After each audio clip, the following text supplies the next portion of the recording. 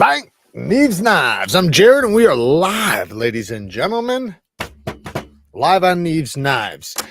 And we got the USA-made apparel in that's going to be on the Neeveknifeco site. Now, it's going to be a couple weeks till they're on the site, but we got all the ones in so that we can check it all out and everything.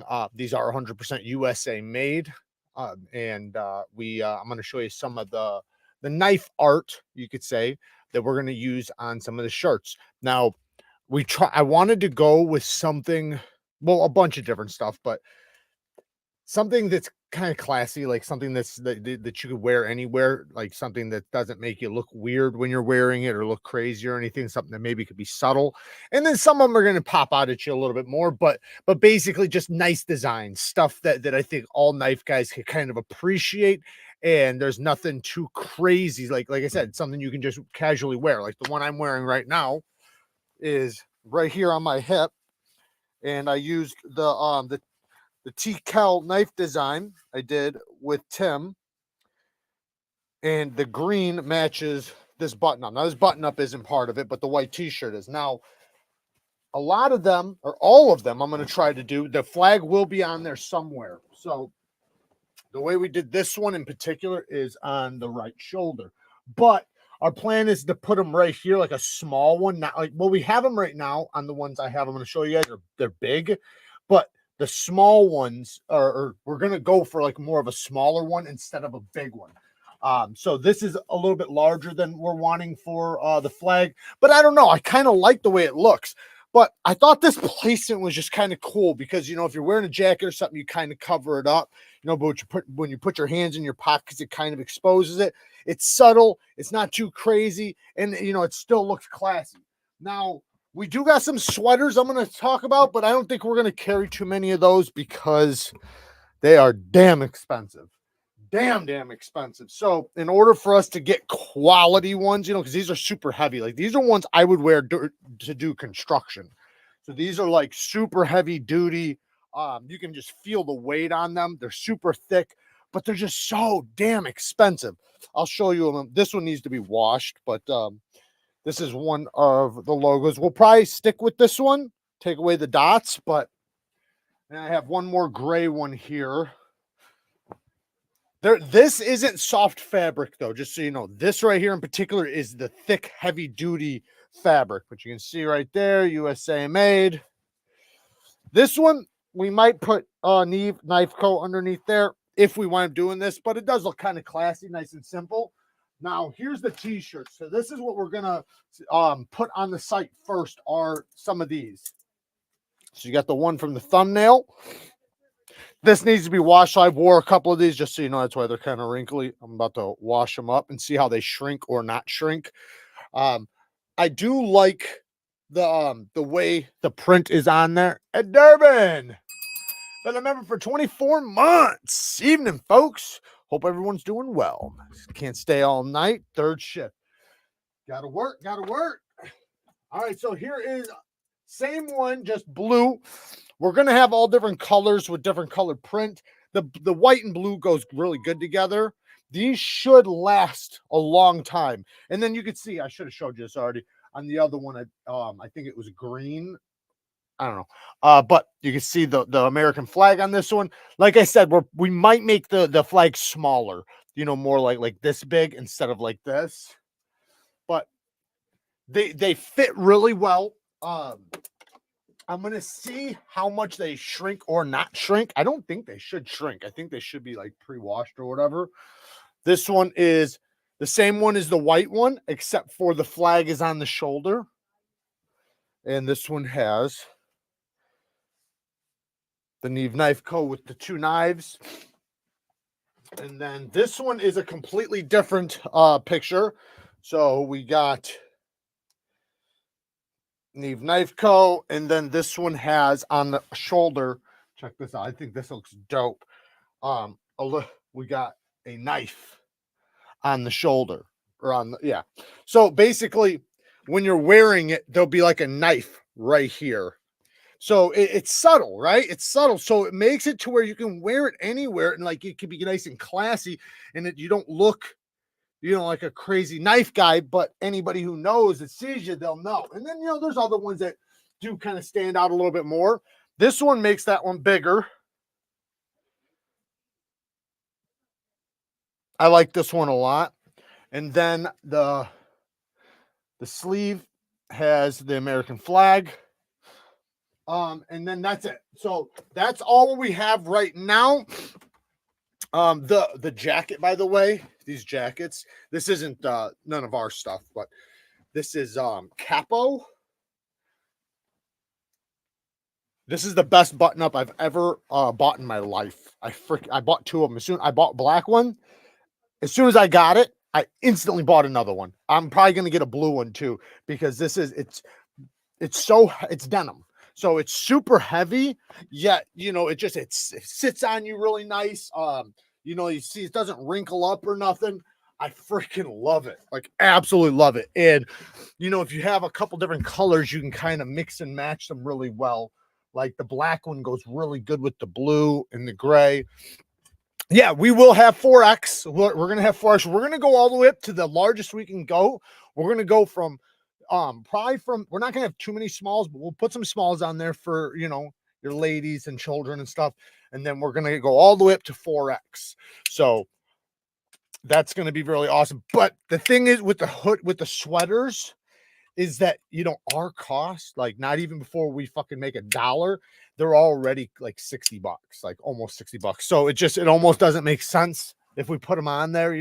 We haven't even figured out the price we would charge for them, because in order for us to start any sort of profit, it's just so outrageous because it's heavy material. And like, of course we could go for some shitty stuff, right? We can get some shitty light duty, shit that's going to be, $35, $45. But then it's like, when you buy it, it just doesn't feel good. It feels like a $15 shirt, and I don't want that.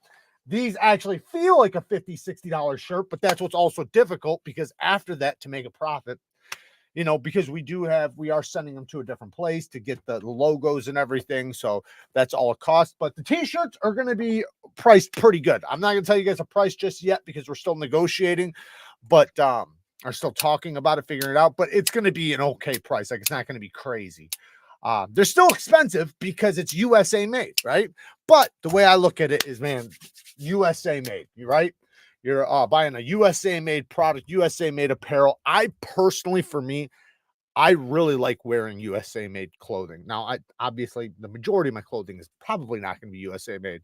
The majority of my t-shirts right now are, though, because I bought the 3 Fit Theory. I bought those, and then I bought a bunch of stuff from Apparel, and then now we have this stuff. So most of my t-shirts are USA made, but I like to buy like boots, belts, shit like that. I like the USA made stuff.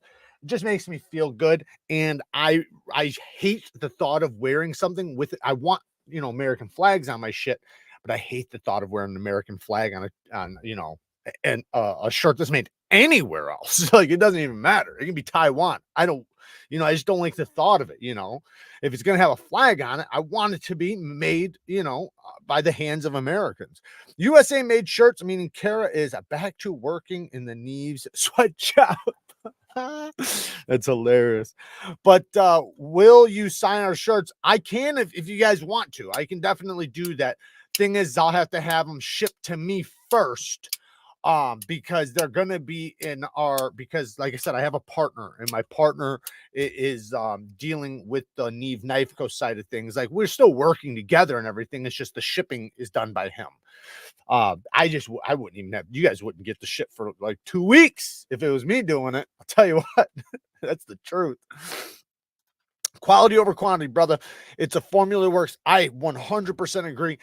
And that's also why it's expensive. There's nothing I can do about it, but that's also why we're not going to carry a lot of them. If you guys wind up buying them, we'll reload them, but we're not going to sit there and pack them on, unless if you guys actually want them and buy them. But the t-shirts we're going to have readily available, and monthly we're thinking about doing new designs.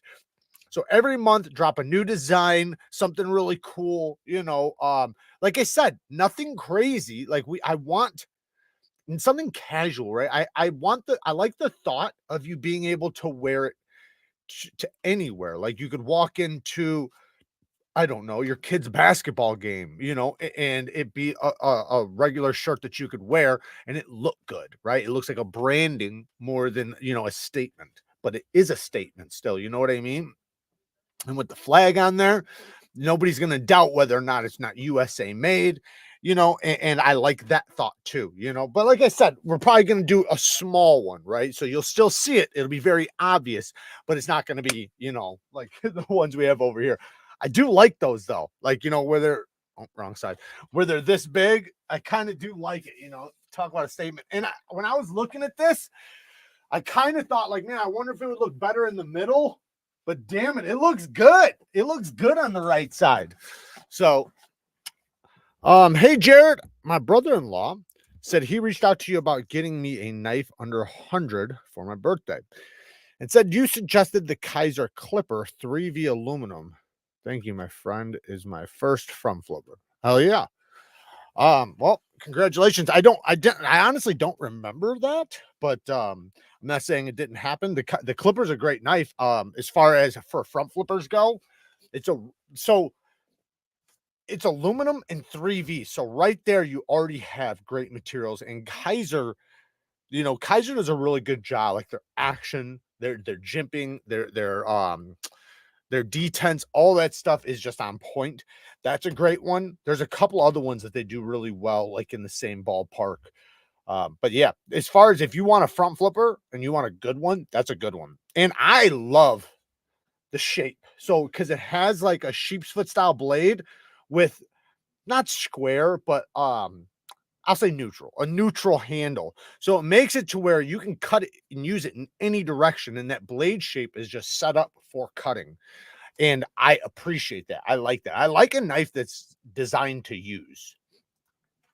John Evans. Shout out to John Evans. He's been a member for 2 years. Can you believe that we've had a damn membership for 2 fucking years? I didn't even think YouTube had memberships for 2 years. That's nuts. I just got some hands on with the KIZER knives at Blade Show, and I agree with everything you said. So you got to go to Blade Show, man. Good for you. I wish I could have went to Texas, man. I've been watching the videos, getting jealous, but it looks badass. He said, since I'm a steel snob and don't like ass steel, he asked you. Yeah, well, that I think you should be. You know, like I don't think like not a snob. Like the way we used to use steel snob, it was like you felt a certain way back then. Now it's real. And I say that because at the time when that statement came out, there like it was almost like D2 was just becoming a thing for knives. So before that it was 8CR. So for like the best budget steel after that, it was maybe 9CR, right? You didn't even see 14C very often aside from Kershaw and then Rake came out with some shit, and then everybody else was doing basically 440C, and then not 8CR and OS 8 and shit. Then D2 came around, but now D2 is like the bottom of the barrel, right? OS 10 or sorry, OS 8 and 8CR aren't even a question. Like nobody even wants that no more.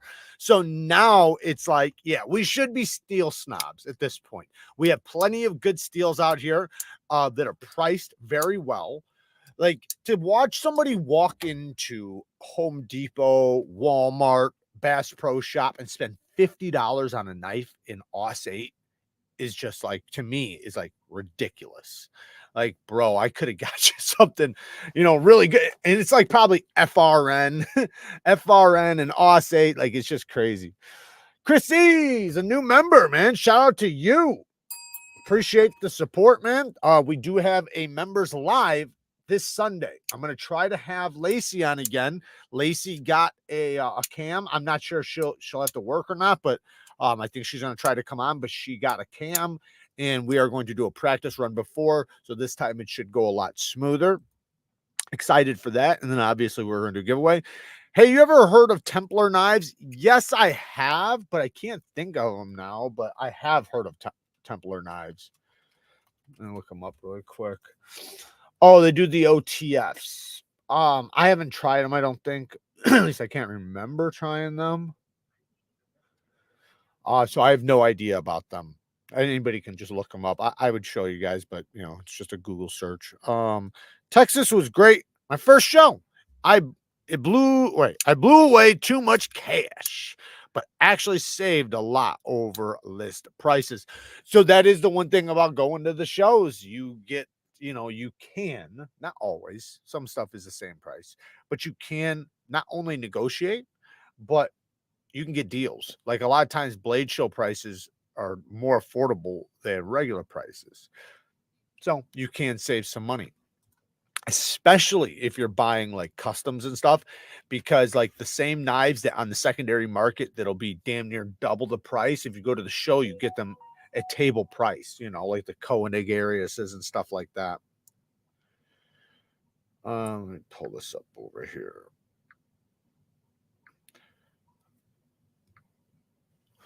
Let's see here.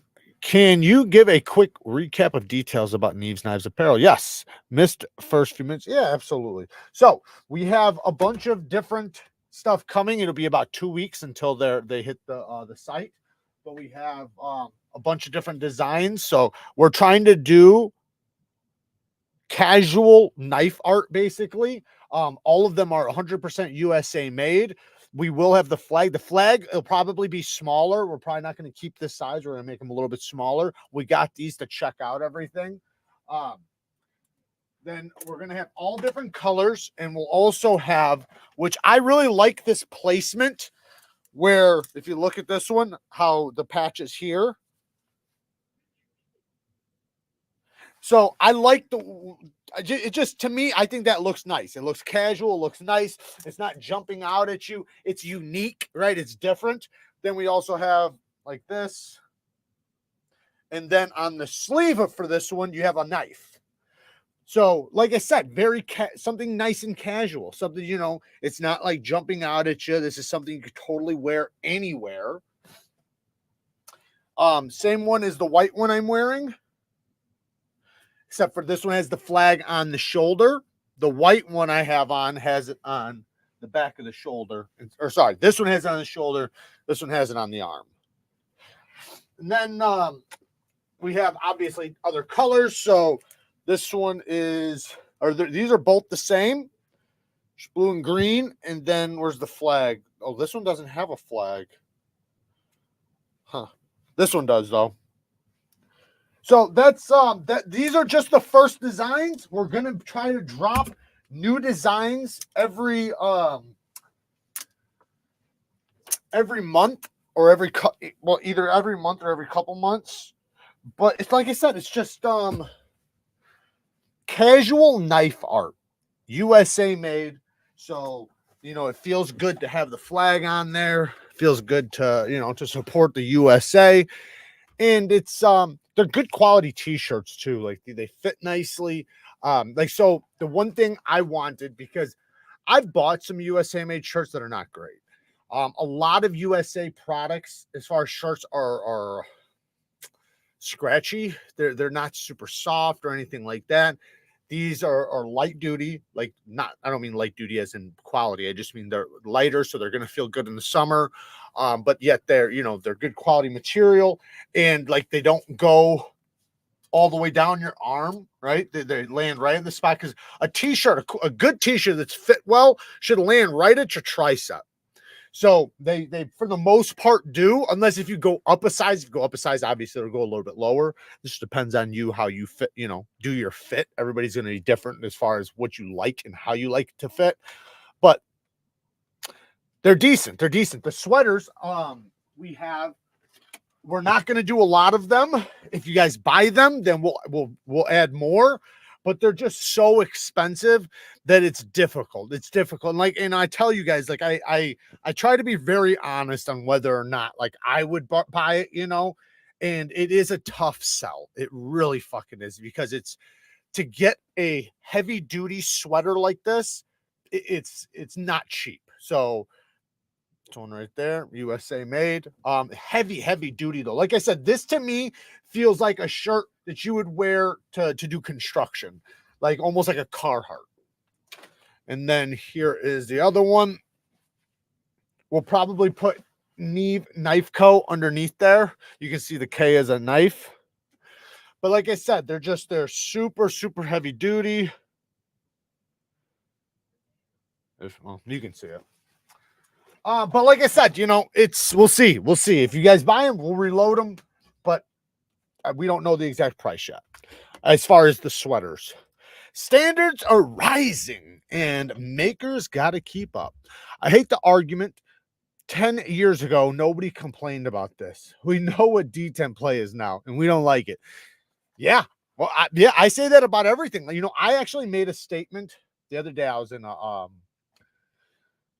you could say a Zoom call, a mutual call, you know, with a bunch of knife creators and makers and stuff. Anyways, and no, we weren't arguing or anything, but we were talking about some stuff, and I just made a statement, like, because we were just talking about steels and geometry and heat treatment, and I said we have gone farther in the last 10 to 15 years than we have in the past 100 when it comes to steel, just knowledge on knives, and you know, build quality and all of that, right? Like, the jump that we've made in the past 25 years is just absolutely insane in the knife industry, you know. So it's not a good, I don't think it's a good place to sit where you try to use that argument. Like 10 years ago, we didn't need this. My grandpa carried a knife for 100 years and fucking didn't need, you know, a locking one, or whatever the fuck the argument is. Like, it just doesn't matter. It's like kind of like the argument with people wanting to sharpen on steel rods. Like, the phrase iron sharpens iron is an outdated statement. Yes, you use a bastard file to sharpen an axe, right? There are times where you use steel to sharpen steel, but it's not like the type of sharpness we're talking about, right? So you want to use the appropriate things to sharpen. So there's always going to be a better way and an appropriate way. And it's like, if there's something better, then why would you use something that's not good? You know what I mean? Like, okay, let's say it works, which steel honing rods don't work. Let's be clear about that. They don't work. But let's pretend they do. If there's 5 other things that work better, why the fuck use that? Like, that just doesn't make sense. But yeah, I think we're only going to see more and more of hopefully companies turning over to the side of, you know, the knife community side. Obviously, there's going to be some people that are just like, some companies that are stubborn as all hell, and you know, are going to stick to their ways. But you know, it's like, it's kind of like with anything, right? You don't want to argue with somebody with emotion. You want to argue with them with data, right? Data and facts. And that, I think it's on our side in most cases with all of this stuff. It's kind of like the whole argument with MagnaCut. Kara read a thing on Reddit about me.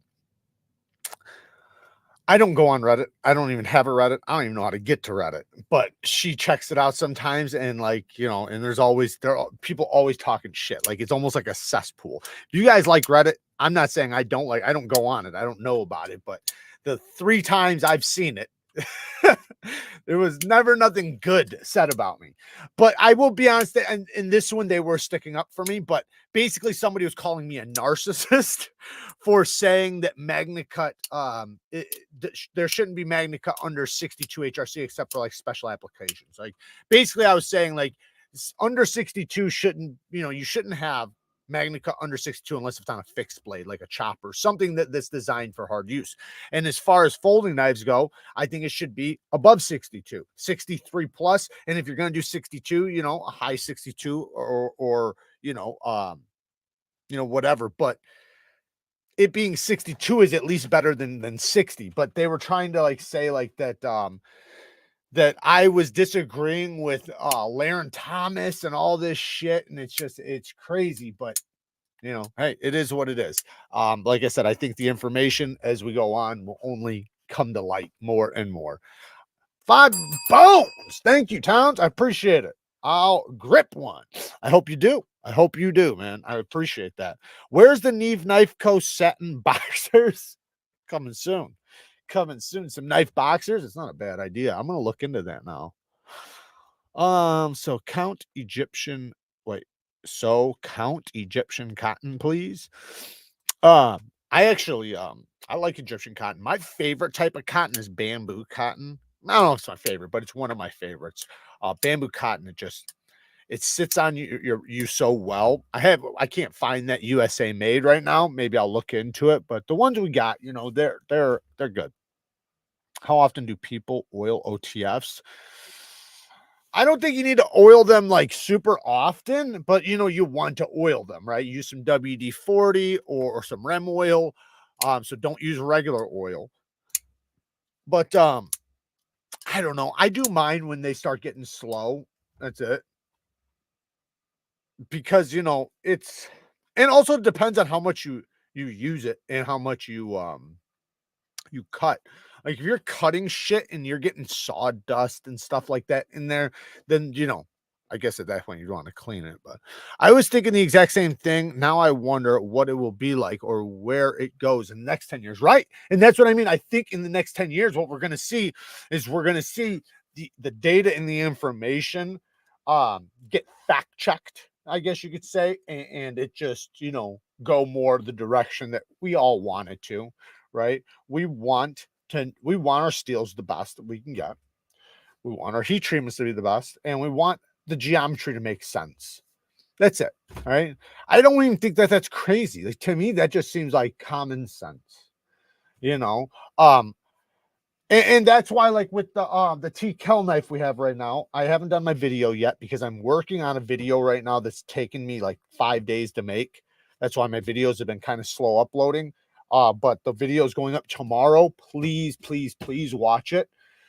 I know it's a long video. You don't have to watch the whole thing, but just watch the beginning, please. I got this. Anyways, just watch the video. It'll be uploaded about 4 o'clock tomorrow. Been working on it for like I said, like 5 days, probably longer than that, probably like 6 days. Anyways, the TKELL knife, you know, I'm not happy with the geometry on it. Absolutely not. And I'm gonna say that in my video. But we're going to adjust it and we're gonna do a different batch with thinner geometry. So we're, you know, we are going to work towards it. Now, TKELL, he likes that thick fucking geometry. That's what he likes. He likes the the stuff that's not, you know, you can't break it basically, right? So I understand that, and I understand there's applications where that's okay, but and also we're going to switch the steel too. Um, but as far as this type of knife, this is supposed to be a flesh ripping knife, right? It's not made for hard use. It's not made for prying doors off of cars. It's not made to be indestructible. It's made to do damage. That's the point of it. So, what does damage more, right? A sharpened pry bar or thin geometry, right? Obviously, we know the answer to that. There's no question about it. So, and that's kind of, you know, where I was arguing for it. And, you know, obviously we're going to have to meet in the middle there because he doesn't like anything that has the possibility of breaking, which to me, with that steel, to me, it doesn't even, I can't even fathom the knife breaking. Like, it's not a knife you're prying with. So there's no reason why you would stab it into something and pry with it, you know, as far as, you know, something to where you would expect it to break. But either way, I don't know. I think the geometry is super important with this one, but he's obviously going to want it a little bit on the tougher side. I want it on the slicier side, so we're going to meet in the middle with that, which is still cool. I'm happy with that, but I just think that if you're gonna, because the steel, right? We're already using a super tough steel, so why go up and beyond with the toughness of the steel and up and beyond with the geometry? It just doesn't make sense. Pick one. Pick one, right? You know, if it was an axe, I would understand. If it was something like this, I kind of understand, right? Because this is something made to do damage from impact. This isn't something that's meant to tear flesh. So it depends on the application, right? Okay. The average person doesn't even realize that there are more than one type of steel. That's true. And you're right. That's absolutely true. But they will. They will. So the way I look at it is I post videos constantly talking about steels on Shorts, TikTok, Instagram. It's only a matter of time before it comes across people's feeds and people start learning more. And that's what I mean about the knowledge. Like, it's only going to become more apparent, and there's only going to become more information, and people are only going to become more knowledgeable. So as time goes on, like, yeah, like the past 60 years, people have gotten away with, you know, not thinking there was very many steels, not even understanding that steels had different steels, you know.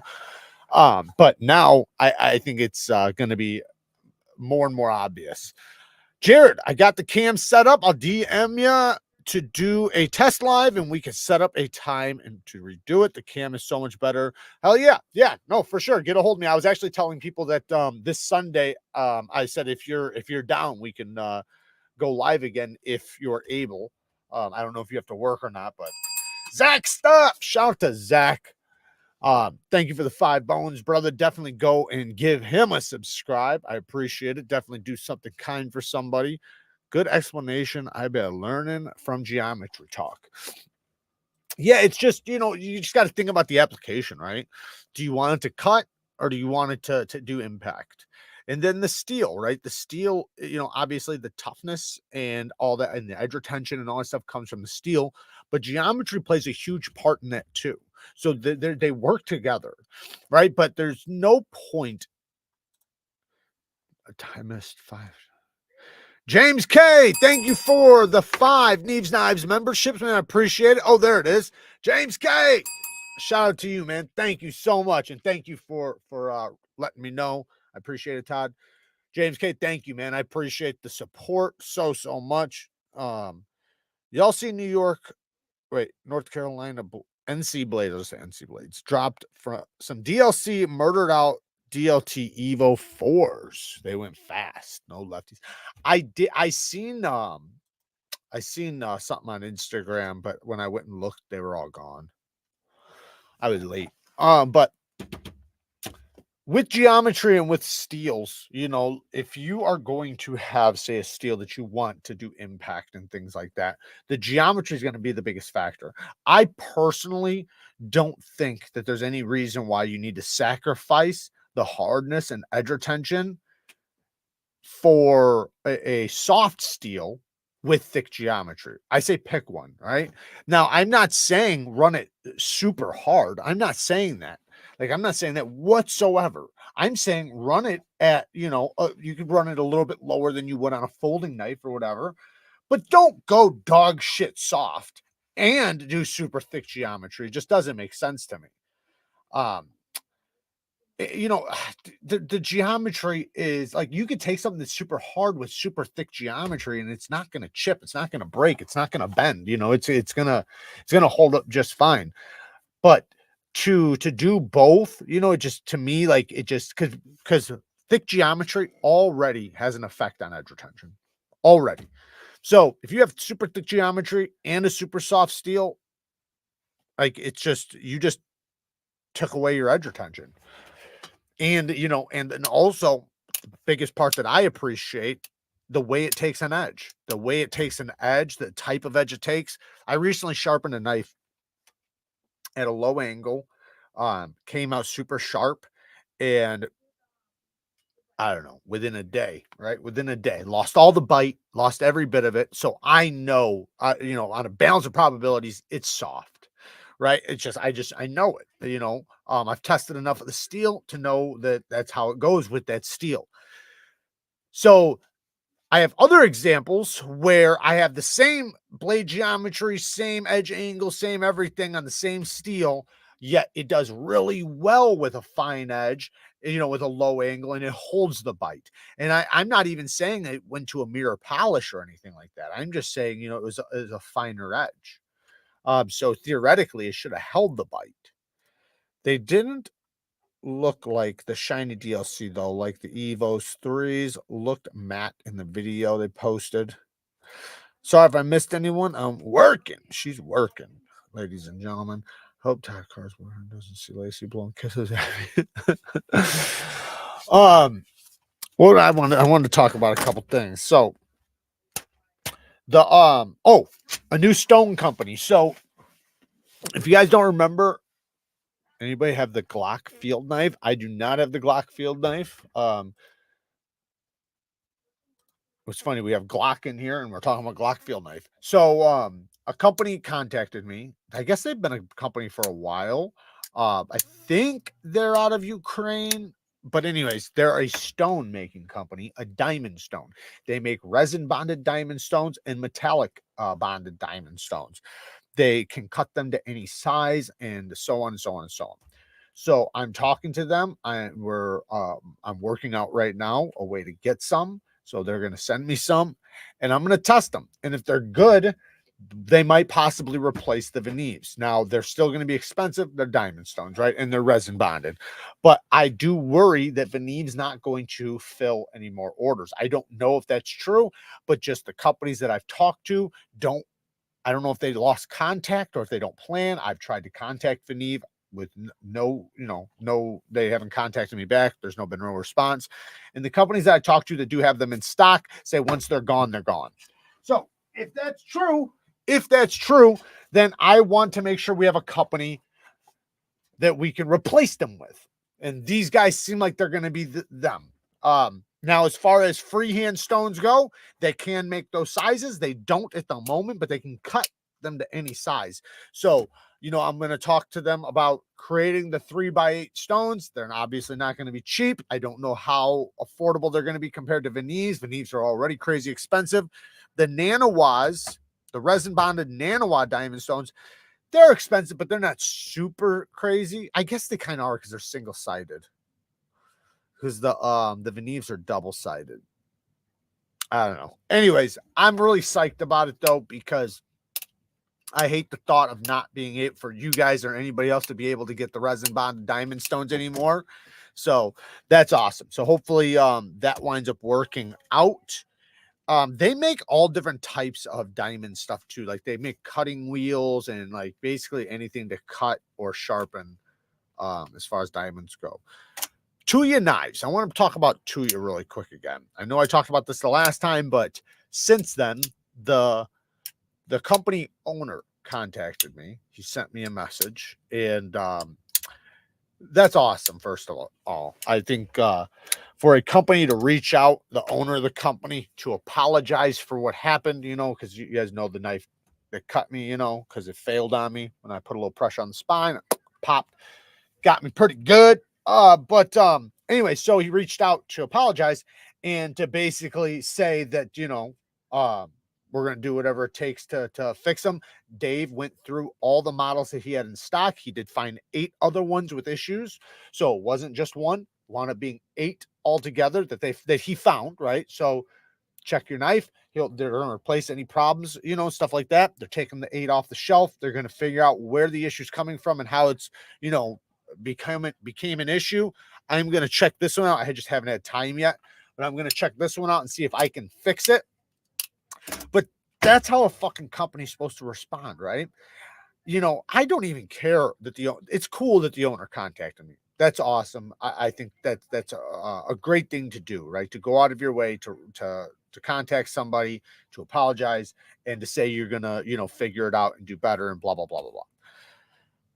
But just that part alone, right? Let's say you didn't contact me, just to hear the part like, okay, what's the issue, right? And then, okay, double check everything else. Make sure, let's see if we can catch the issue before it goes to anybody else. And what can we do about it, right? And then even asking, like, what do you think we should do about it? What do you think would fix it, right? And it's not that, like, I know, it's not like I know what would fix it, but I'm just saying it's not like I would know with anything across the board or everything across the board, or like I'm the end all be all, but it still lets you know that they care about what you think or the perspective of the audience that uses the knife, right? It's not like they look at it like, we're the makers, you're the buyers, stay in your lane, right? That to me is just a ridiculous thing. You should care and want to know, because you never know who you're talking to. You never know what their expertise is or what they've done or anything like that. And that's why, like with with that Reddit thing, that was about Rick Hinder. That was funny, because they said that I said, because Rick was doing 60 to 61. If I remember correctly, the knife I bought was 58 to 60. That's what I remember bitching about. Let's say it was 60 to 61. Yes, I would still bitch about it. So let's say that's true. I bitched about 60 to 61. And he was like, basically was like, as if you know, he knows more than the knife maker, right? And I'm not saying I do know more. I'm not saying that. I'm saying that in this case, I know more. I'm not saying I know more about knives or anything. I'm just saying it.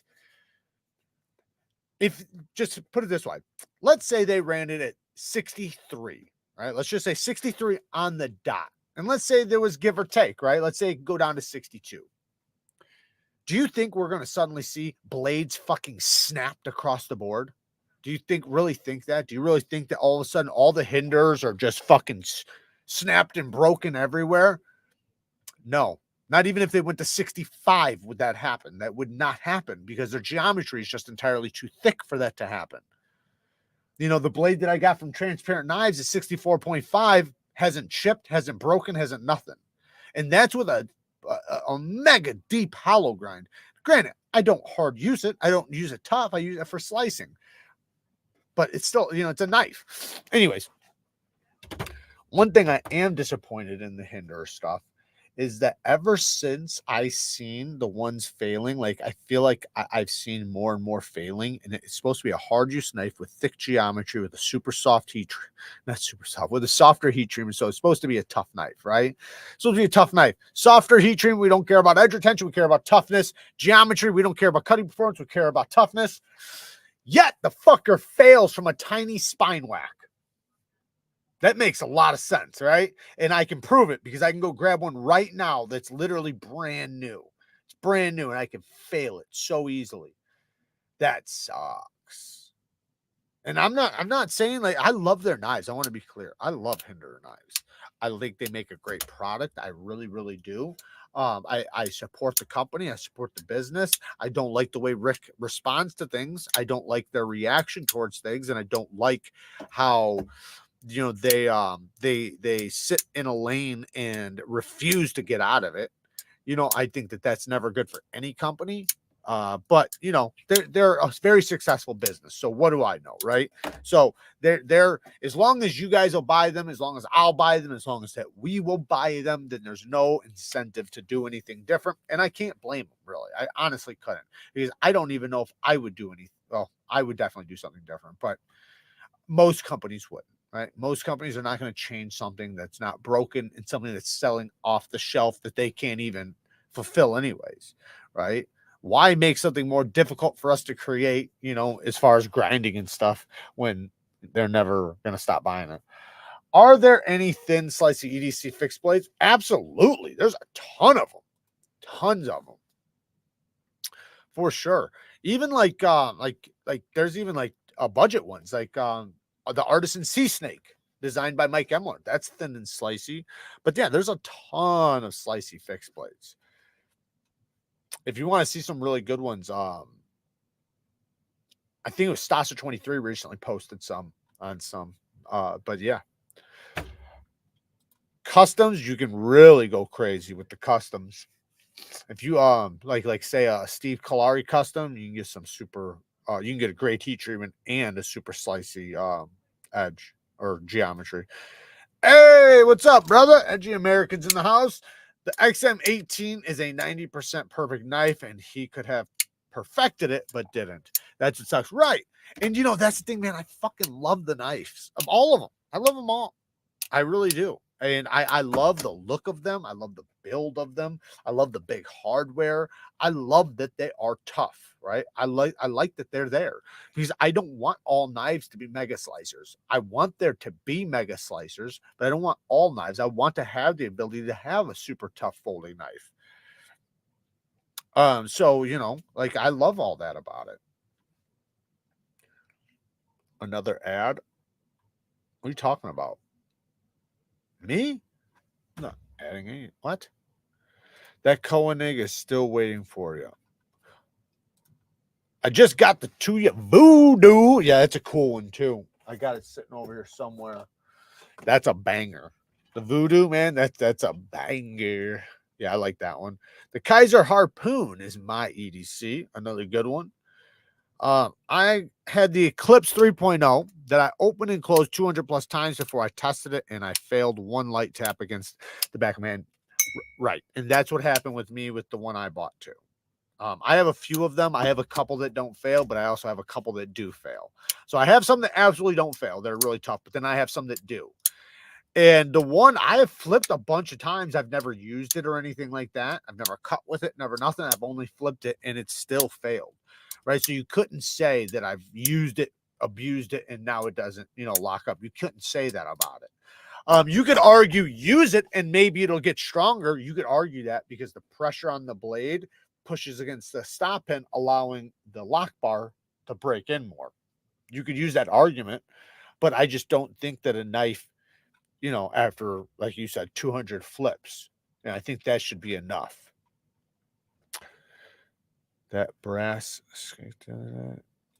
as in commercials, clip together from a clip subscription, eat all the chocolate you want. As in commercial clip. Are you saying on my channel, like there's ads coming in? Is that what you're saying, dog? Are you saying you're seeing ads on my channel right now? Is that what you're saying? I can check and see. Maybe I accidentally turned them on or something, if that's true. My Mac 2 3.5 is a fantastic finished. Yes. Oh, okay. Let me double check that. Okay. Oh, okay. Yeah. Let me fix this. Sorry, guys, if you guys are getting ads. I normally don't. How do I turn this? Choose how mid rolls appear. Conservative. Okay, I'm just going to go with conservative. Oh, here we go. But all right, I'm just going to turn them on manually, and then so you guys shouldn't see them after this. Sorry about that. So you guys should not see any more ads until unless if you rewatch it, then you will. I hope. I haven't had an ad during the live.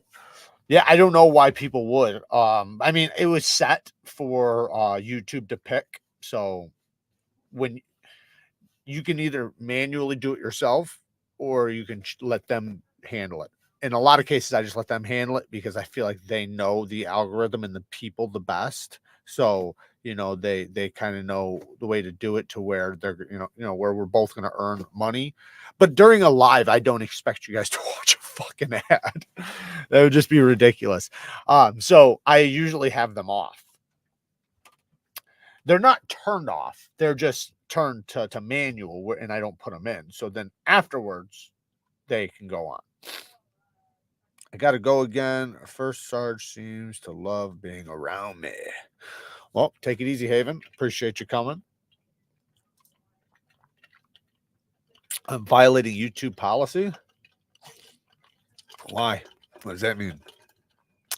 Has nothing to do with Jared. It's your settings. Maybe.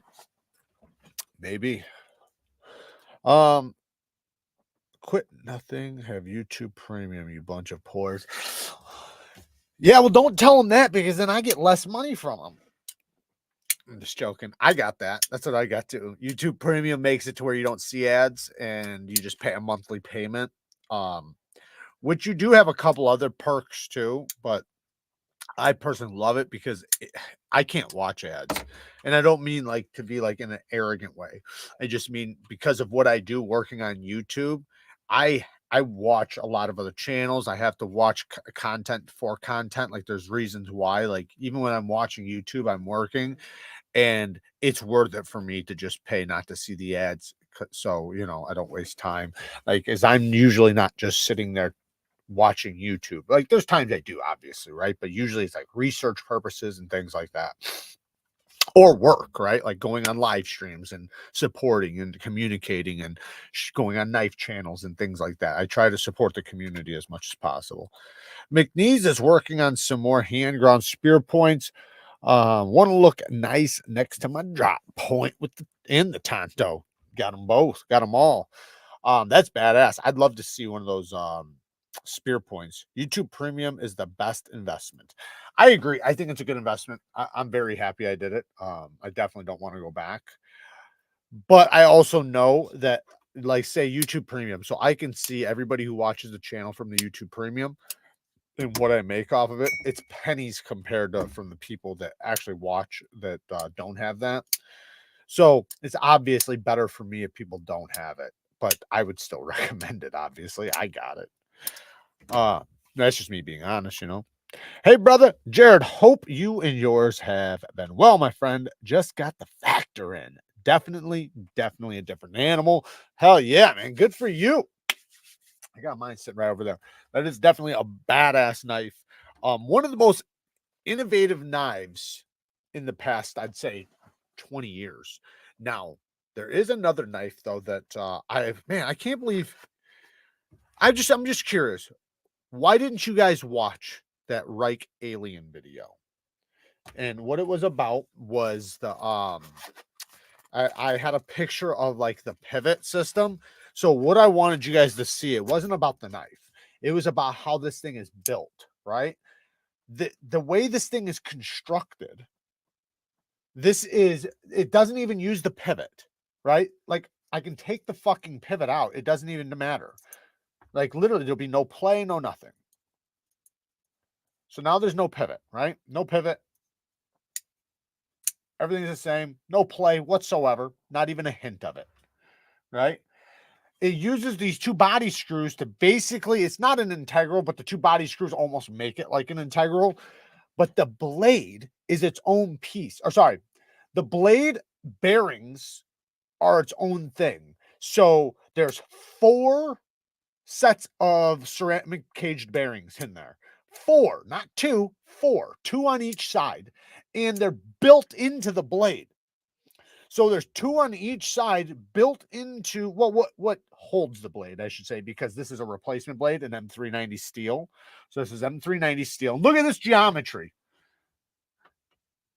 Hinder with their thick geometry. Look at that geometry. M390 with like a 5-degree edge bevel. Are you kidding me? Come on. Anyways, the inside of this thing is just insane. And I was just so confused because when I posted, I was like, man, they're going to love this. Like, you know, that's what I thought. Like I tried to do a good thumbnail. And I figured at the very least, even if you weren't interested in the knife, you would at least care. Like, oh, wow, I've never seen bearings like that. I've never seen bearings that are actually installed into the blade and it's its own mechanism. So it makes it to where it's just unique, where because of that reason, the pivot doesn't do anything. You know, these are obviously holding it together a little bit. It probably makes it a little stronger. But like I said, when you take them apart, it's not like there's any wiggle or anything because it's just holding it to some extent. But this screw is what's holding the whole thing together. These 2 screws. Anyways, I was just so surprised that you guys didn't watch that video. Some of you guys did, but it really just didn't. Like, it was like one of the worst videos I've posted in a long time. And I was like, what the fuck? You guys don't even care about these damn bearings. Awesome. I was shocked to see the inside. I have the bigger trailing point Reich alien, and now I wonder what bearings. I don't know. That's a good question. I have no idea. Are they anything alike? That alien is the shizzy. Super badass design. I did watch that alien video. It was great stuff. It was a creative endeavor. Hats off. Yeah, that's what I thought. Like, and I'm not saying it's going to be everybody's style. I don't even expect people like to buy it or like it or anything like that. It's just the innovation, right? I love that. So for me personally, I can watch a knife video completely on innovation, not give a shit about buying that fucking knife. Like, it might not be my style or anything like this, right? It's your style or not. To a lot of people, it's not going to be because it looks so crazy, right? That's fine. But this is something that can be integrated into the future of knives. Like, I've never seen anything like that. And I've seen some crazy bearing systems, but nothing like that. Have you gotten your original Goat Manix 2 lightweight scales yet? If so, when are we going to see that video? I'm still waiting. Still waiting for the lightweights. I'm going to contact them in the next couple days and see what's going on with them. Can I use your discount code for the Jack Wolf knife on your site? You want a discount code? I don't have a discount code, but if you want, Ron, just contact me on Instagram and I'll give you a discount code.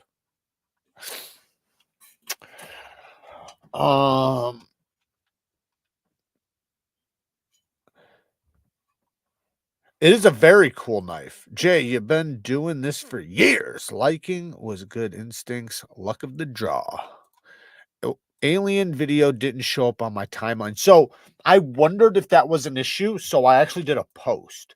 I did the video, and then a few hours later or the next day or something like that, I don't remember, I made a post saying, hey, did you guys see this video or check out this video or something like that?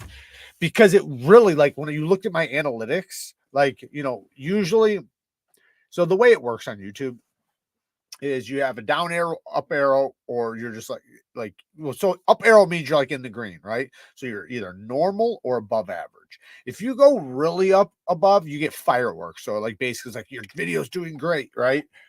But when it doesn't do good, it just points an arrow down and it shows you how low it is, right? But when you click on the analytics, you can actually see how poor it's doing compared to the rest of your videos or compared to what your videos on average get.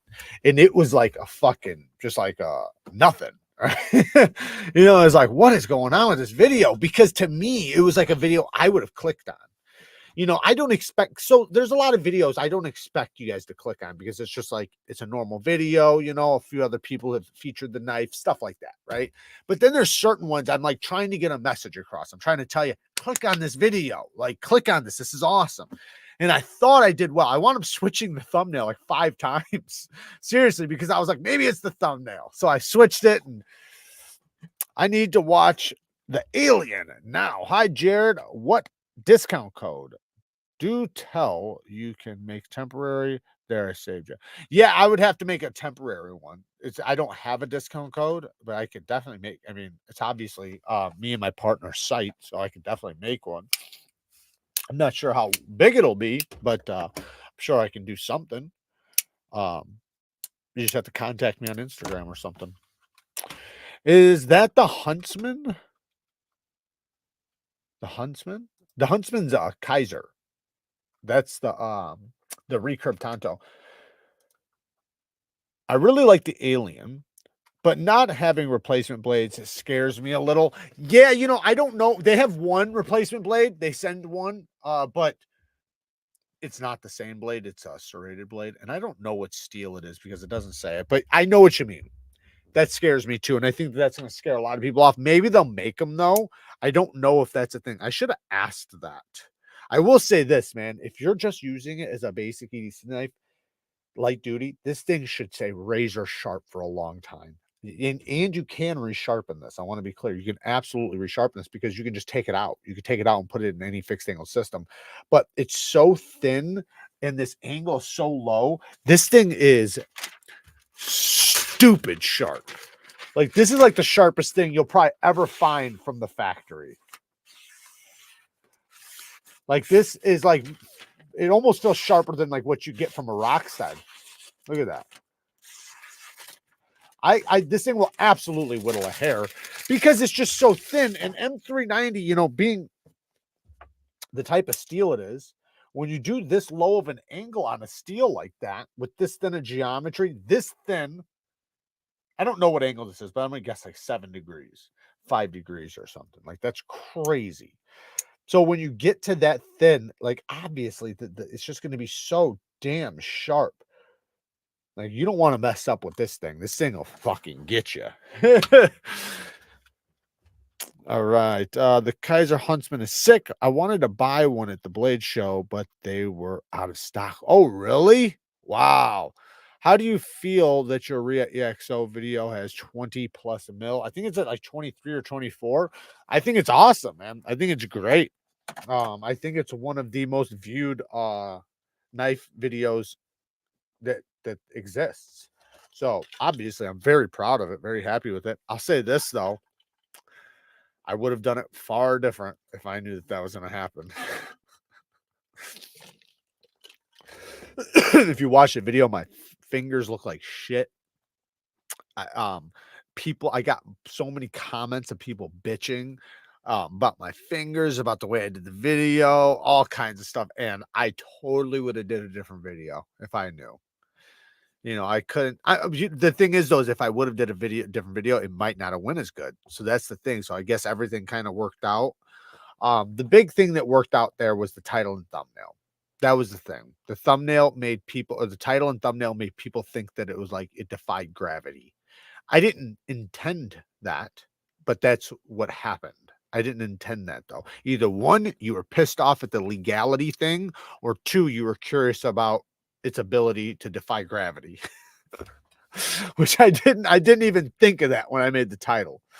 Jared, can you please do a video on optimal HRC / your preferences? The web gives me all different numbers for the super steels. You're an OG. So that just depends on the steels.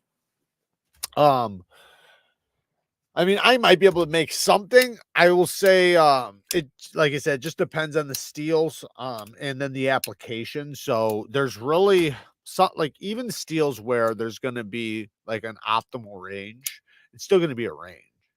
So like just use MagnaCut for an example, right?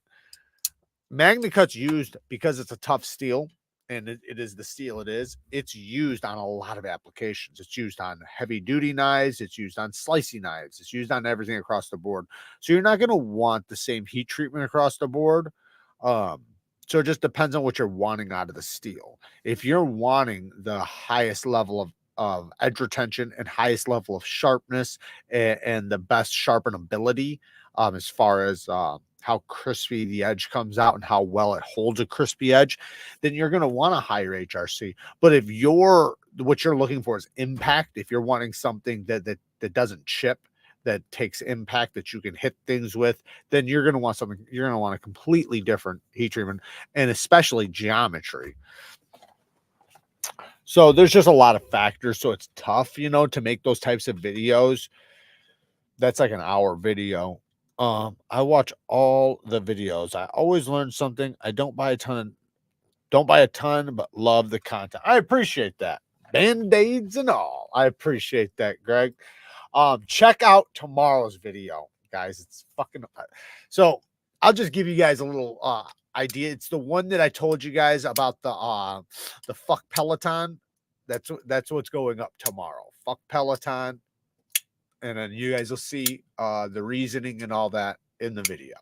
It's really cool. And yes, it's I guess you could say a sponsored video, and that's what it is. But I think it's funny. I like it. And the video itself is a great video.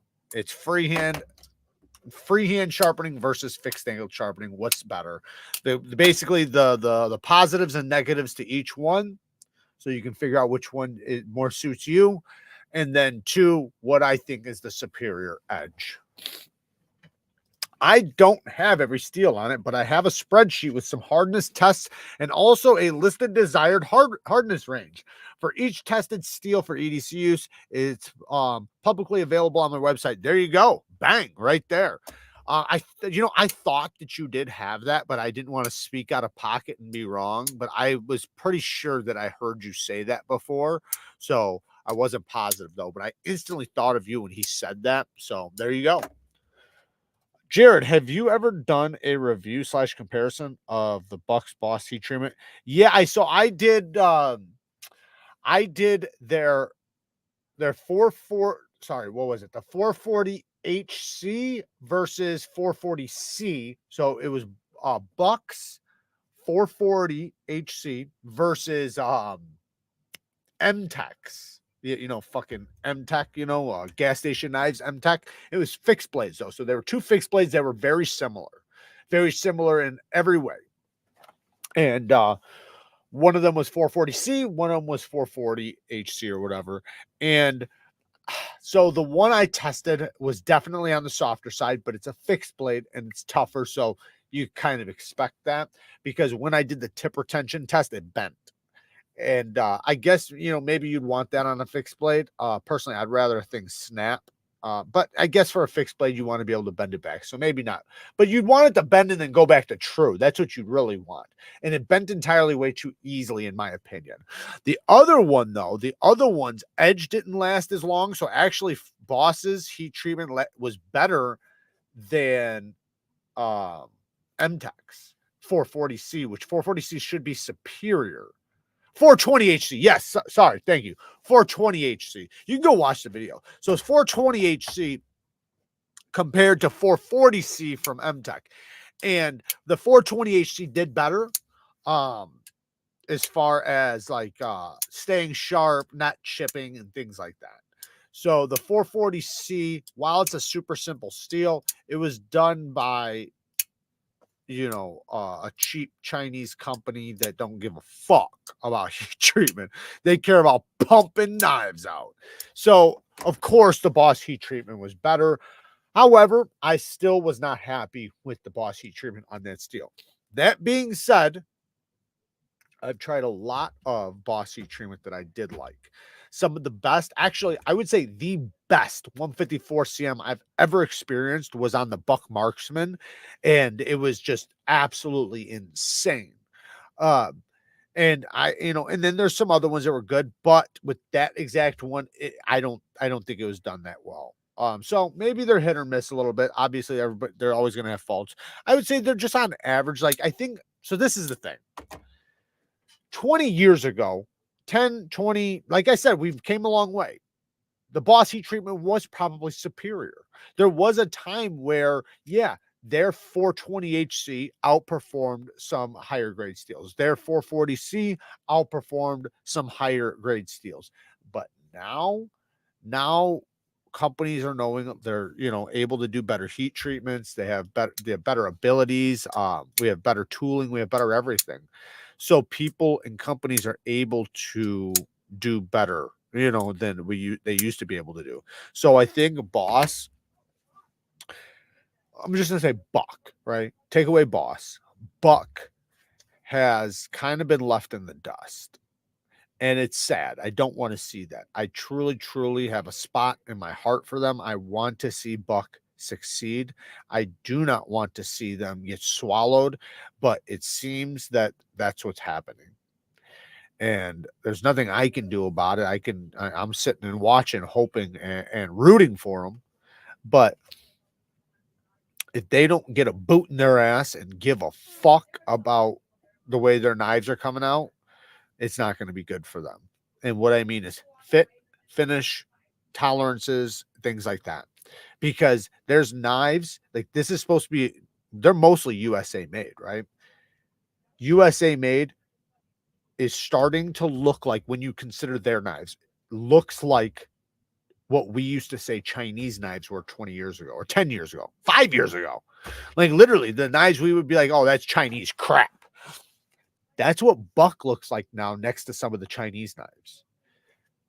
It just is what it is. Right? They could definitely do better, right? But their grinds are in many cases uneven. Their choils and plunge grinds, they can't get a plunge grind down to save their fucking life. The heat treatment, you know, like it's usually pretty good. But the fit, the finish, the way the clips are done, the screws, all that stuff put together, it looks like a budget knife in many cases. And then you're paying, you know, USA prices for it, but it's like there's knives out there for the same price that are way better from the USA. So why? Do you know what I mean? Like, just think about Kershaw's, right? Kershaw's, you know, I'm not saying they're the best, but for under $100, you can get really good USA made knives from Kershaw. Yeah, they're assisted in many cases, but even like their autos and stuff like that, like they're way better than a lot of what Buck's putting out. And I think Buck could do it. Yeah, I'm rooting for Buck too, man. I really hope that they get, I don't know, something up their ass that just says, hey, we got to start competing again. Like we are going to be, they're going to be looked at like the company that used to. And I don't want that for them. I want them to be the company that does. I want them to be, I'd love to see them be a leading USA company like they used to be. Because think about it, they were a leading USA company. They're probably the most sold knife in history. I don't know if that's true, but I would guess that that's pretty close. But the Buck 110 isn't going to save them. The Buck 110 is absolutely an outdated knife. There's no way around it. I don't care how much you like it. I don't care how much your grandpa carried it. I don't care that you, because you always hear that, right? My dad didn't need anything more than a Buck 110. Why should I? Like, that's just stupid, but it's outdated. The locking mechanisms, everything on that knife is outdated. I mean, I know they have more premium ones, so I'm not debating that, but it's not a modern knife. It's not a modern knife. It's not modern in any way, unless if you get the upgraded one, and then you have modern materials, I guess. Did you see the Manicala cut test Duty did? It's a $40 titanium frame lock and 14C. Yeah, I didn't see the test, but I have that knife, and that is a good knife. I didn't see that test, but that's a surprising one. That's one that, like, I bought it because of the price, expecting it to be shit, because I bought a lot of those. You understand? Like, I do this all the time because of the channel. Like, I buy because I want to find good stuff for you guys. But I'd say 7 out of 10 are not that great, right? But that would happen to be one of the good ones. Currently, my go-to for solid heat treat is Spyderco, Buck, and Cold Steel. Buck has been mad trying, throwing stuff against the wall, fingers crossed, wish him luck. Yeah, I just wish they'd stop that. I don't want to see him throw things at the wall. It's so, to me, I don't know. Maybe it's just me, and maybe I'm very ignorant for saying that I think it's obvious what they need to do. Uh, I honestly think they need to it sounds so arrogant for me to say this, and I'm not trying to make it sound arrogant, because I'm not even talking about myself. I'm talking about just period. They need to reach out to the knife community. They need to reach out to knife reviewers and have an honest review of their products, and then take those criticisms to heart and make a better product. It's that simple, right? If it's kind of like, say if it was a boot or a car or anything like that, right? And the reviewers reviewed it and they show you what happened, right? This is what broke. This is what didn't break. This is the problem here. This is the issue over there. This is what this car is doing better. This car does this for the same price. All these things, right? Then you can make adjustments. But if you're competing only with yourself and not with the rest of the market, you're gonna get you're gonna get, dusted 100%. So I don't know. I hope that they start looking around and they say, wow, man, this is kind of crazy that a $30 Chinese knife is smoking the shit out of our $150 knife. Hey, Jared, I bought your last Sun Cut Serene in green on your site for my friend's birthday. Hell yeah. Wanted to get him an Arius, but things are tight. That's how it goes. Hey, you picked a good one, though. That's a damn good knife. Damn good knife. By the way, speaking of that, the Civivi / Wii Vision FG, with the other one, with the premium one versus the budget one, is coming to the light. I just got the Damascus version in that Seth sent me. So we now have the Damascus one with micarta, and we're going to test their micarta. We're going to see how tough this. I'm probably going to break it, to be honest, but don't let that like discourage you if it does. I'm going to take another knife from Civivi and G10 and test that and just say that's the way the G10 would have turned out. Now, it's obviously not going to be the same knife because I don't have a G10 one. I have an Ultim scaled one because I gave one of you guys I gave away the G10 one. So I have a micarta one, an Ultim one, and a titanium one from the premium one. I want to test the steel on the Damascus. Let's see how this Damascus edge retention does. Let's see how their Nitro V does. And let's see how their 20 CV does on this knife. I got new cardboard. Thing is the cardboard is single walled. However, it was the best quality for the most affordable price, and this stuff's really good cardboard. I'm just going to double stack it. So I'm going to double stack each piece. I've already done a little bit of cutting with them. I'm talking about fucking way better than that shit I last used. That last test I did in the Civivi video, the Cubit, that cardboard, it was a nightmare to cut. It really was, man. Like if you'd have put that video in slow, you'd see like I was getting pissed. Um, this new stuff, man, it's great. So double stacking it, it's still that makes it double walled because it's double stacked, and the quality of it is tighter, it's better. So it's gonna cut way, way, way, way better. I went on tour of the Buck Factory back in the 80s when they were located in Cajon, California. It was fascinating. How many years ago? 40 or so years now. Things do change, and I still think that they're an awesome company. Like I said, they have a place in my heart. I want to see them succeed. I just think the past 10 years, they haven't competed. That's been the problem. You can't rely on the Buck 110 and the knives that they have. They did one. They did the Buck Marksman. That was competing. That's what we need. We need that. Do more shit like that. That, like, I don't know how that didn't like just like fire off like a whole nother industry or a whole nother evolution of Buck, to just start making and collaborating with other companies. They should be doing collaborations. They should be looking for designers. They should be sending shit out to reviewers to get, to get scrutiny. But yeah, man, that was the last time I seen them really compete. Everything else since then, there's a couple knives I got that are okay, but they're not worth the money. I like the $2 that I've recently bought. I forget the names of them. One's an S35. I think it also comes in Magna Cut, and then the other one's S30V, I think, and then or maybe it's S30V and the one's 154 cm. Either way, they're not great. They're not great. They're rough around the edges. They have little issues here and there, and they're just not, they're not tight. They're, and I don't mean like they're loosey goosey, but like the auto one has a ton of play. It's I don't think it's ever been solid. It's got a nice snap to it. It's got a nice spring to it. The clips on the clip on the one is not placed in a good place. The hardware, the choils, all those things are just not that great. And even the design, to be honest, isn't the best. So trend I'd like to see: send shit to reviewers before releasing the knife to the public so you can actually fix problems before people get them. Absolutely. I 100% agree with that. And I think honestly, there's a lot of knives that could be great. Like there's so many knives, like, and I'm sure you guys do this too. Like you'll get a knife and you'd be like, this would be such a great knife if this little thing was changed.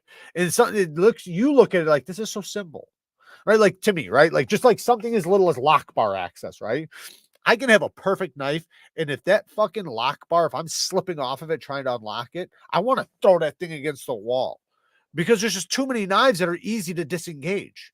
Why do I want to struggle? And I have multiple. Like I have a knife right now I would not carry. Like I would give up carrying a knife if I had to carry that fucking thing because it pisses me off that bad. It's just so uncomfortable to try to disengage. So that same knife though would be awesome if it just had that. But it's like, how did you miss that? How did that not get, because I can't be the only one. I can't be the only one that goes through pain trying to disengage that knife, or not even being able to disengage it like this. You have to turn it around and then pinch it with your pointer finger. I received the Bellany that I won on one of your live streams. I have to say it's a banger, $80 knife, even better when it's free. Hell yeah. Congratulations, shooter. That's awesome, man. Congrats. Hey, brother, I have a set of Shapton ceramic stones. What steels are they suitable for and not suitable for? So depends on how you look at it. So if you're going to use them for any type of maintenance, you can just use them. But as far as sharpening goes, reprofiling, sharpening, and cutting in a new scratch pattern or a bevel, that I personally don't like to go over S35 VM. Now, I'm sure there are steels that you can go over, right? I'm sure maybe S45 or something like that. Personally, for me, S35 is the cutoff. I don't do anything above even S30V. I don't do, I do S30V on diamonds, right? S35 is like the top of what I will do on aluminum oxide or ceramic stuff, anything like that. Now, I will finish on a ceramic though. I don't have a problem with that. So like you could take for me, I would take it to diamonds all the way up to the grit I want to finish at, and then use a ceramic to remove the burr, or even to use as a finishing stone to just refine the edge a little bit. That's fine because you're not cutting, right? What you're doing at that point is there's scratches embedded into the bevel, and you're just refining them. That's all you're doing. So you're not like exposing carbides and stuff like that, because that's going to be the issue. So that's what I would suggest. Like I said, I'm sure there's steels you could do higher than that. I just personally don't. And another thing, to be honest, I don't like to do any steel without diamonds. I love natural stones and aluminum oxide for like chef knives. But as far as pocket knives with hard steels and you know, a little bit thicker geometry and all those things, you know, a chef knife is so thin, you know, it feels great on one of those stones. But pocket knives don't. Pocket knives, in my opinion, diamonds, diamonds, diamonds all day, every day. That's all I'll ever sharpen on. There's no point for me to ever sharpen on anything else because diamonds work so well. They cut the best. They leave the best results, in my opinion. Now, I'm not saying I'll finish on a ceramic stuff. I'm talking about sharpening. But yeah, I personally wouldn't sharpen on those. Now, I'm not saying there's not great, like I have the knockoff Sharpening glass stones, which are pretty good. But like I said, same thing. I would use them for chef knives and things like that. David, there's one that's making to practice grinding would work with a para wrap. You know, he's talking. I got some I won't use because of it. The concept mini main street has got. Yeah, that's a great example. Great example, Blade Walker. Yeah, I gave that thing a bad review for that. I said the same thing. The lock bar access was horrible on that. And my anger for that thing only got worse. After my video, it only got worse. And you know what else made it even worse? Is that KIZER did almost an identical knife at the exact same time. Literally. Like he must have gave the design to both the companies and they did the same design. And KIZER's has lock bar access. So, you know, it just, yeah, it sucks. But yeah, that's a good example. You have to literally go like this to disengage it. You have to pull it around like this. And you have to hook it with your pointer finger and disengage it like that. I couldn't do it like this. Like I could, but like it was painful and it sucked. Okay, so fragrance of the day. I do want to talk fragrances really quick. We'll be quick, but I got to talk about this banger ass fragrance because I bought a bigger bottle of it. I told you guys about it the last time. I have another new fragrance we're going to talk about, but I wanted a bottle of this stuff so bad after getting a sample. The problem with it is very expensive. Like most of you guys would never even buy it. It is that expensive. However, if you go to Scent Split, if you go to Scent Split, you can get basically they'll take a bottle like this and fill it up. So this was like $40 something or something. So yeah, that's expensive, but this will last a little while. But anyways, it's the fragrance. This one is Vibrato. If you get the big bottle, they're like 350, 400 bucks. So yeah, it's expensive, but this stuff's magical, man. I freaking love this stuff. I want to turn this into like my signature scent. And that's why I had to get it, because it's just so damn good. It's got a lot of citrus. I think grapefruit is the citrus, but a lot of it's green, it's citrusy, and it's just fucking fire, man. Such a good scent. If you get an opportunity, just get a little sample like this. If you want to try it, I guarantee you'll love it. Like that's how it is. I watch a lot of fragrance channels, and the ladies call it the liquid vibrator, you know, from the name Vibrato. It's really good. It's really good. It's definitely a manly scent. It's a masculine, but not like punch you in the face masculine. It's definitely subtle. I got multiple compliments. I went to my my shipping place, instantly got comments. The ladies behind the thing gave me some compliments, so I took them and I loved it. Made me feel really good. So I've gotten my sister and my two sisters. I went out with them and I was wearing it. Got multiple compliments from them. So yeah, it's a banger. Now, the next one I want to talk about really quick. I have been testing out the tuxedo. You can see it's about gone. Really good shit. The YSL tuxedo. It basically, when you first spray it on, it smells like a suit, like a tuxedo. But then 15, 20 minutes later, the dry down happens and it gets sweet, almost juicy. Like it's weird because you don't expect it. It literally goes from like smelling like a suit store, like walking into like a place with a bunch of fabrics and stuff, to all of a sudden becoming like almost like juicy. Really weird. But anyways, I like it a lot. So the one I want to talk about though is Parfums de Marly Layton. This is also an expensive fragrance, but you can get, you know, these little bottles pretty cheap. This one, it has been recommended by all fragrance reviewers for a long time. I think it's their most popular fragrance from that company. But here it is right here. I'll show you guys it. It is really good. It's, come on. Here's the breakdown. So I don't think it has any type of warm spicy. So take the top part off. In my opinion, do not even consider this top part. The vanilla, fresh, spicy, and woodiness, perfect. Like that kind of explains it. There's something green in it. To me personally, it smells like it has suede in there. It might be the woodiness, but it has like a leathery smell to it. Let's see if there's leather in there. Top notes are apple, lavender, bergamot, mandarin orange. Middle notes are geranium, violet, and jasmine. Base notes are vanilla, cardamom, sandalwood, pepper, patchouli, and guac wood. It's got to be the guac wood, but it's, how can I say it? It almost has like I don't want to say minty, like a mentholy. So it almost has like a mentholy suedeness to it that smells really refined. Like kind of like if you jumped into like a nice car that's been perfectly well detailed with leather seats and, you know, wood grain and stuff. It kind of gives you that type of vibe but with a fragrance though. So it's like not like that. Like you're not going to think that. I'm just saying, you know, trying to give you a little idea. But to me, that's what it smells like. It smells really good though. And it is extremely popular. Women love it. It's like I said, go watch fragrance reviews and you'll see every fragrance reviewer fucking recommending it because it is good. Now, I personally wouldn't be I've wore it, like it's almost gone. I've been wearing the shit out of it.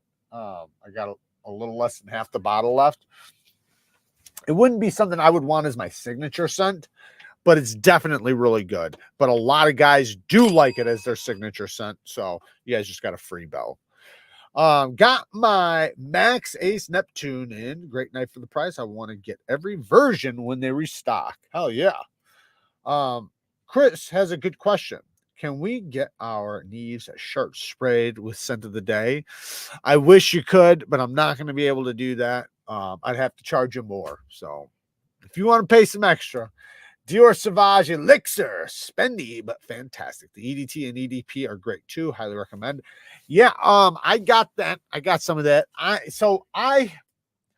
like it, but to me, that is a specific fragrance. I could not wear that every day, nor once a week. That's a fragrance I would wear on certain occasions because it has like, it's like, to me, it has like a grapefruity, black pepperish scent to it. Like I think black licorice too is in there, but it's super spicy with some sweetness. That's what it is. And then it's different. Like it doesn't smell like anything else I've ever smelled. It's definitely very masculine, very powerful, very potent, very long lasting. Savages usually are. Sauvage does a really good job with their fragrances, but that one is the most unique one I've smelled from them. Yeah, it's really good, but it's not something I personally could wear daily. I would rather wear a freshy or a sweet fragrance daily. And the type of sweet that one is not the sweet I'm talking about. That's a spicy sweet. Which I do like spicy sweet. One I absolutely love. And if you like that, you should try, if you like tobacco fragrances, you should try red tobacco.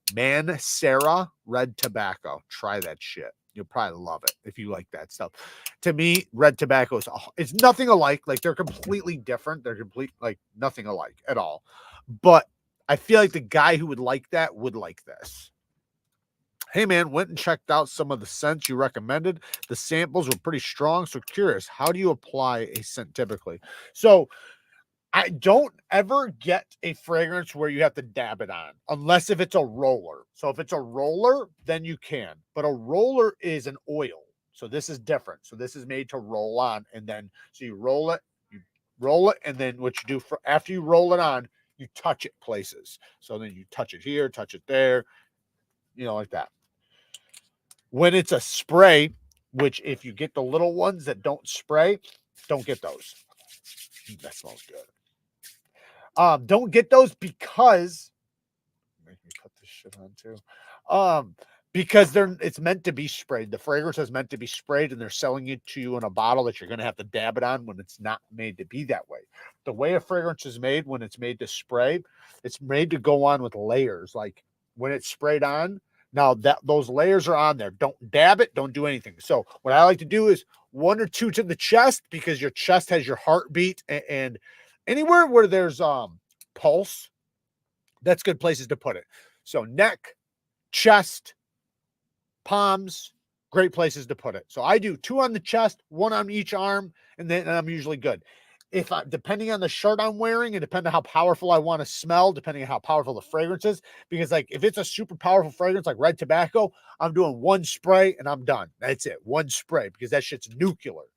But if it's a fragrance that's not that, like it's strong but not powerful, then I'll do 1 on the chest, maybe 1 on the outside of the shirt, and then 1 on the hand, 1 here. Sometimes I'll do 1 on the back of the neck too. It just depends on how strong the fragrance is. If it's not a super powerful fragrance that lasts 16 hours, then I'll do 2 on the chest, 2 on the back of the neck, and 1 on each arm. But like I said, if it's strong and it's good, 1 on the chest, maybe 2 on the chest, and then the palms, and then I'm good. Because the chest, it'll come off of the shirt from that. But you want to let it dry down. You don't want to rub it. Don't ever rub it, because you're basically it's supposed to go on like a layer. That's why if you read the fragrances, like right now, if I pulled it off, there's top notes, middle notes, and base notes. That's how it kind of dries down.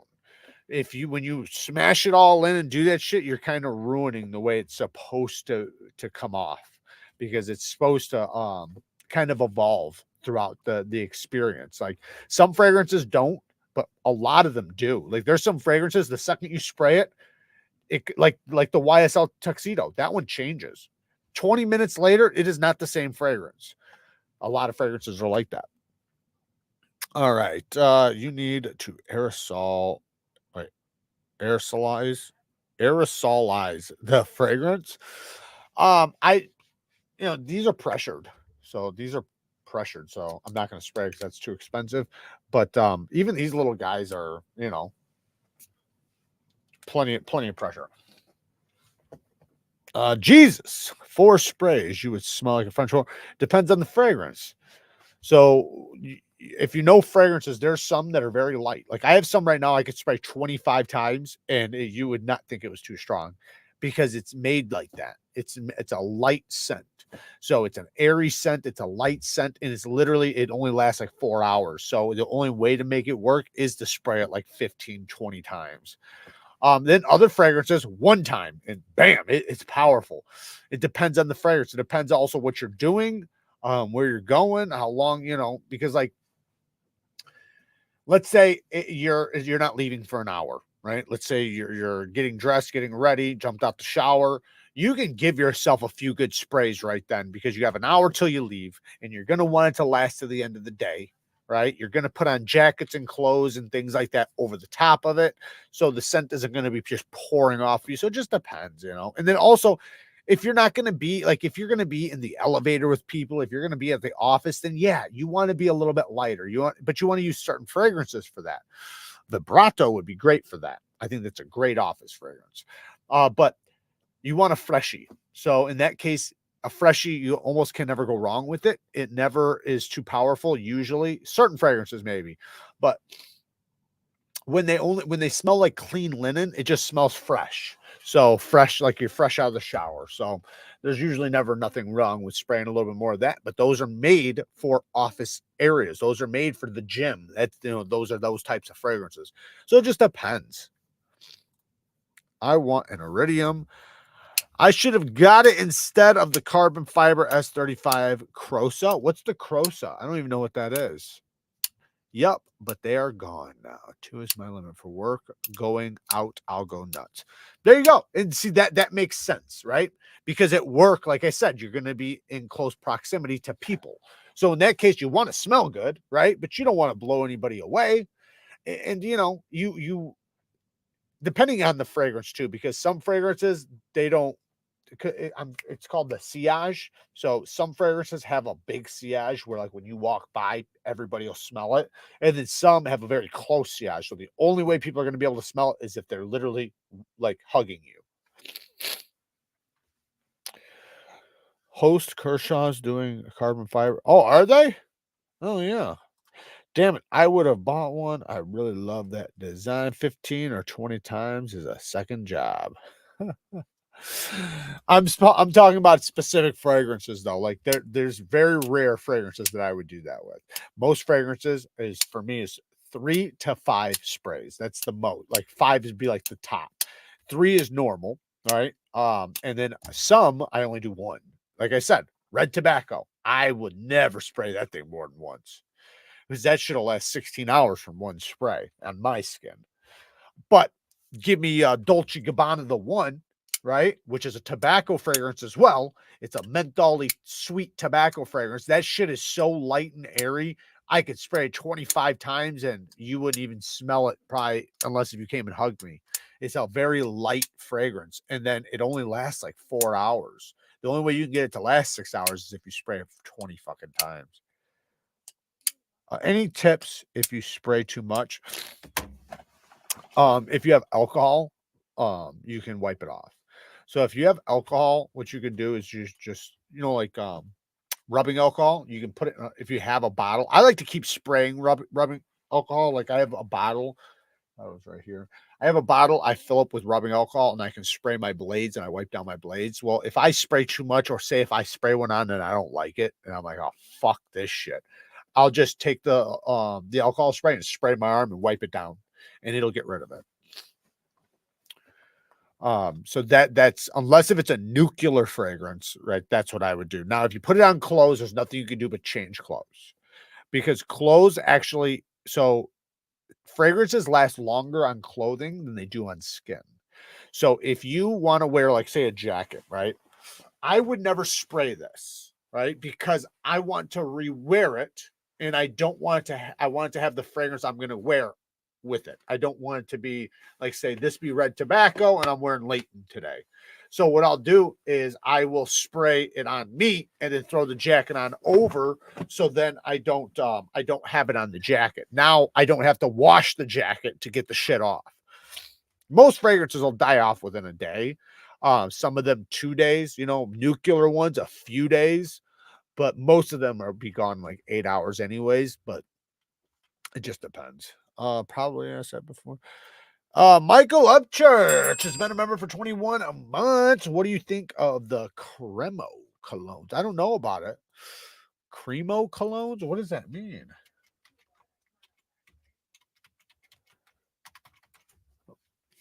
The Cremo company. Huh. Never heard of them. Never heard of these guys. I'm gonna have to check them out.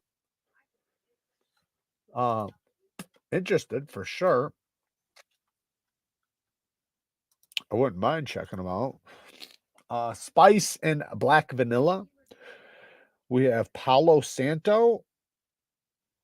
What's the notes on that? I see patchouli. Huh. Let's check out the other ones. Did you guys see that? We got bourbon and oak. Oh, that sounds good. Bergamot and musk spray. I wonder what this. Man, this one sounds good. Bourbon and oak. A masculine scent with a tantalizing essence of lively distillers' spices. Smoked bourbon and oak in a luxurious cologne designed to perfection by our master scent specialist and produced using only the finest ingredients. Our colognes are a true sensory experience, complex layering formulas that are uncommonly good and unmistakably cremo. Very cool.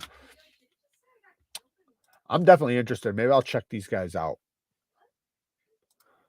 Huh. Makes sense. Thanks. I sprayed the hell out of my jacket and it stuck for a few weeks.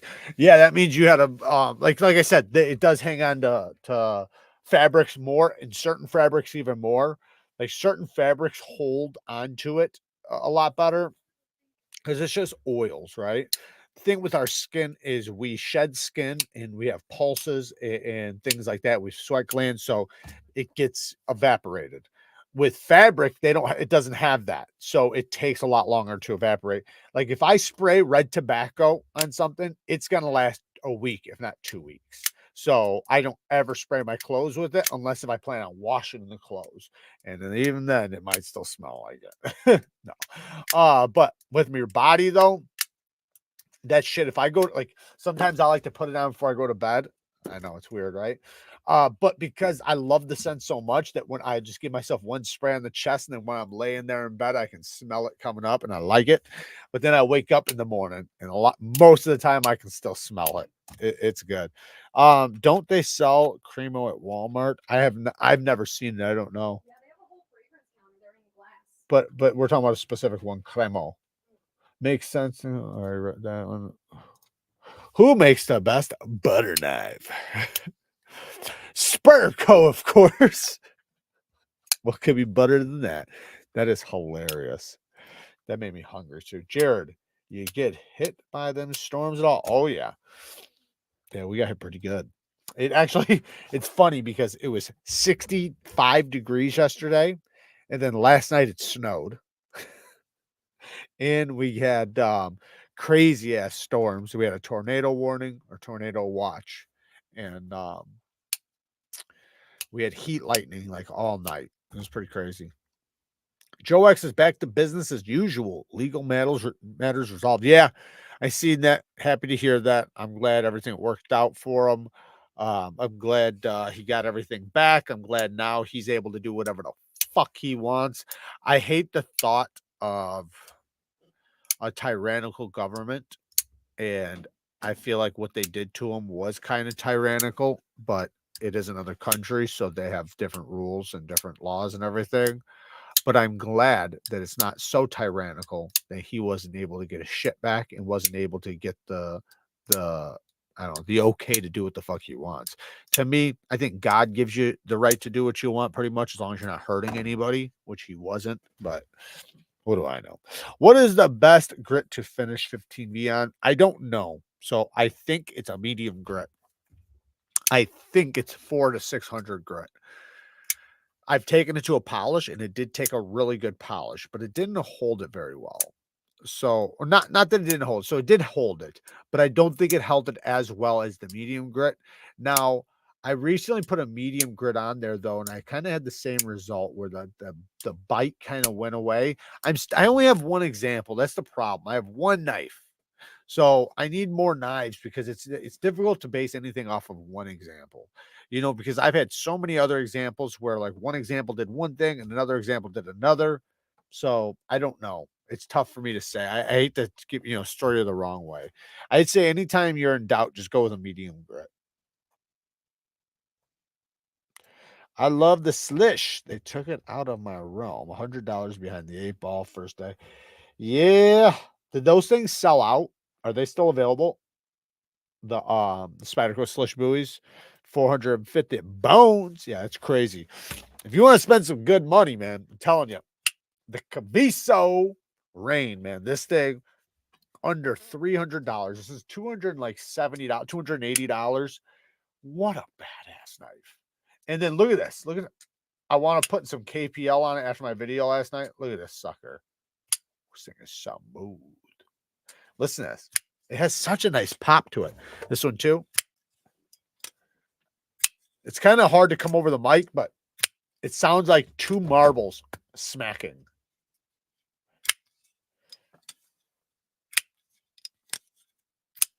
That one's lighter. It's a great knife, man. I love this fucking thing. Both of them. It's tough to pick because you can get a satin or the stone wash. This is the satin, obviously, with shit on it. And then this one is the stone washed with no shit on it. Beautiful fat carbon scales. There's multiple different versions, though. I don't know. I think the burlap might be all sold out, but they have other examples. I'm not sure about the burlap, but the burlap is some of the best burlap ever. Love that burlap. I'm not even a big burlap fan, but that shit is amazing. You also got the Sharp Eye Designs, but again, this one's a bit pricey. This one's $425. It's amazing. It's amazing, but you're not getting any better quality than this.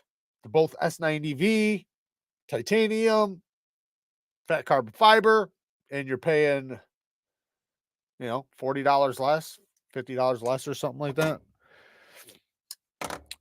I'm sure the Valentine's Day ones are gone, but fire. But yeah, it's such a great deal. Think about that, man.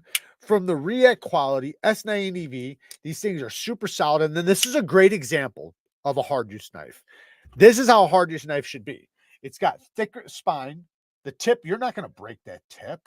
Nobody's running around breaking this thing. But yet it gets down to nice and thin behind the edge, relatively thin. So nice and slicey with a hollow grind, yet it's robust. So very ergonomic, nice and slicey. You have great leverage into your hand because it's so girthy, you know, nice thickness. The action is stupid in a good way. Not retarded stupid, but like badass stupid. Love it. I put a 3000 grit shine on a Cobra-Tech D2 blade, and it held a screaming sharp edge forever now. So the problem with D2 though is that it actually gets slick with a fine grit. I'm not sure what stones you used. With D2, you usually want to use diamonds because it has large carbides. So I personally, because of the carbide volume, because of everything about it, I think a toothy edge is what it does best with. So if you throw a toothy edge on it, it holds the bite the longest. Now it'll get sharp, right? There's a difference between sharp and bite. Bite is the teeth that bites into your skin when you're touching it, right? It's what initiates the cut. When you go to make a cut, it bites into the material. And with D2, a lot of cases it gets slick if you polish it. I have had some that did okay, so I'm not doubting what you're saying because I have had that too. But usually D2 gets slick. But just like S35VN, most of the time S35VN does that too. But sometimes you'll find examples that do pretty well. Unless somebody gives me a $250 knife or above, I can't own it. I enjoy seeing others get just as much. What? Unless somebody gives me a $250 knife or above, I can't own it. I enjoy seeing others get just well, I mean, to each their own. I understand most people aren't going to buy it. Most people on the planet are not spending over $100 on a knife. So I don't blame anybody who wants to stay under $100. I think the best price range is going to be $150, or I would say now $200 because of inflation. I would say you can sit under $200 pretty comfortably, and you could really do between between 50 and 150. There's a lot of great shit there. I'd say even if you don't want to go over $65, $75, there's a lot of great shit. So what is the best micron to strap on after 600 grit? I would put to 12 micron. Not 12 or 9. Now, I recommend if you want just an all-arounder to get 6 micron because that'll work for polished or toothy. But as far as going with a medium grit edge like that, I would go with 12 or 9 micron. Jared, have you ever used stones that are natural and alumina abrasive in the same stone? I was offered a couple of discounts, so I took them just to see. If you want to check them out, let me know. I don't think so. I can't think of it. Is it an oil stone or a water stone or what? I'd be happy if all I had was my Monterey Bay Knives Mini OG, which I got for $150. Jared, I would love to see you review the Beyond EDC Night Horse, ridiculous 4-inch plus blade. The Beyond EDC Night Horse.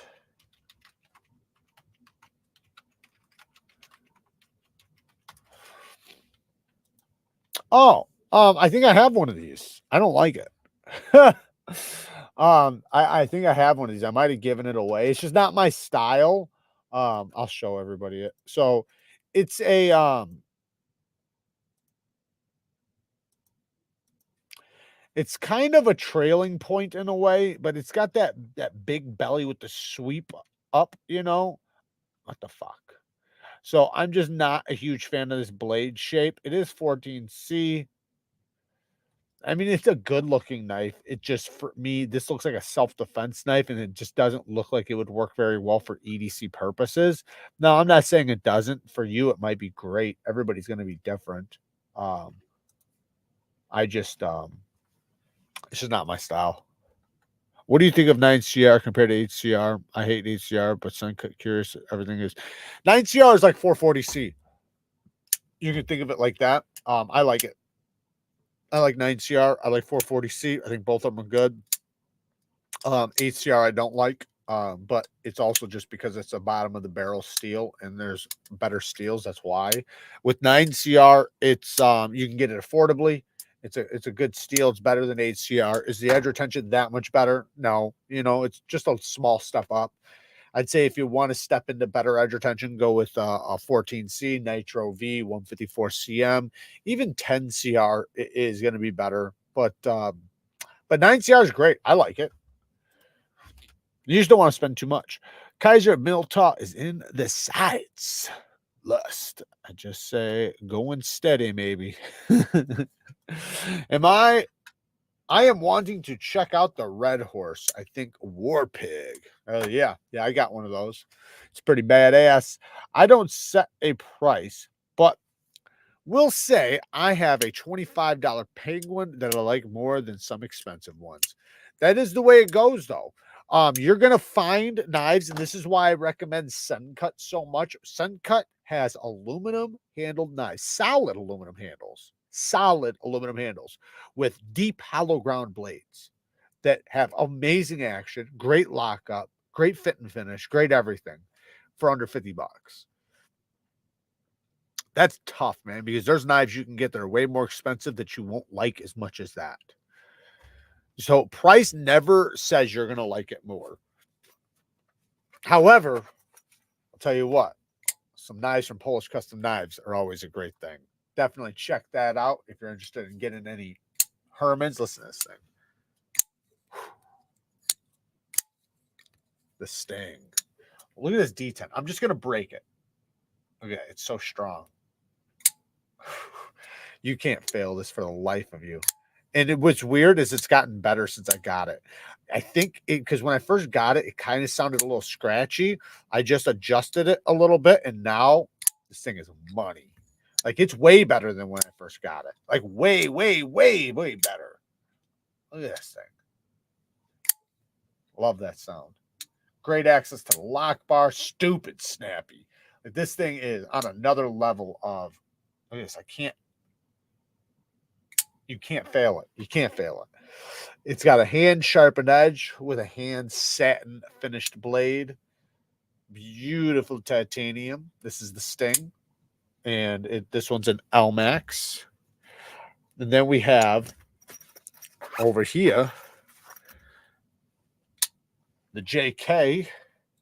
Ooh, this sucker is ridiculously smooth.